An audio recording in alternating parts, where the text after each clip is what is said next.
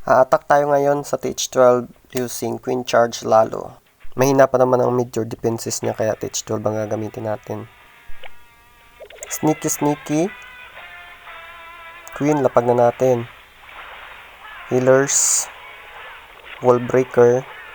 Lapag tayo ng jump spell mamaya dyan sa may likod ng scatter para makatalon ng Queen. King, lapag na natin.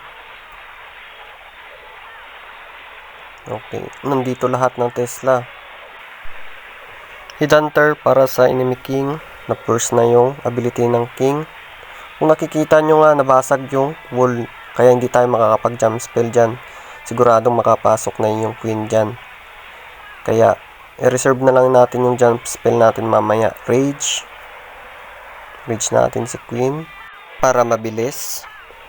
Baka doon na lang natin lagay mamaya yung jump spell sa likod ng scatter shot. Okay. Sneaky Goblin. Kahit hindi na natin i-rage si Queen, kayang-kaya niya yan. Kasi mababa pa lang level ng enemy Queen. Okay, rage natin si Queen. Headhunter para sa enemy King. Dahil sigurado na kay Queen yung Town Hall, makukuha niya na. Kaya pwede na natin ilapag yung Laba. Lons. Another. Stone Slammer. Warden. Laba. Lons. Warden ability. Haste spell. Lagay na natin yung jump spell para doon pumunta yung Queen mamaya.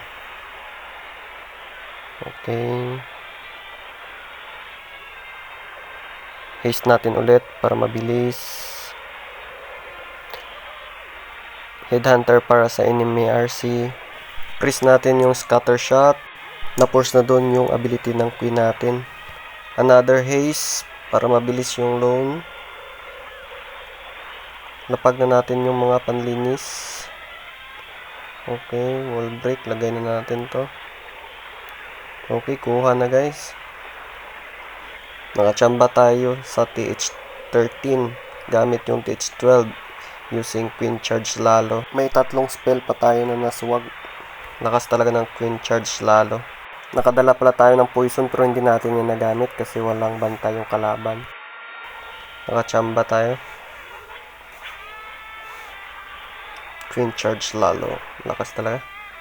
Nice one.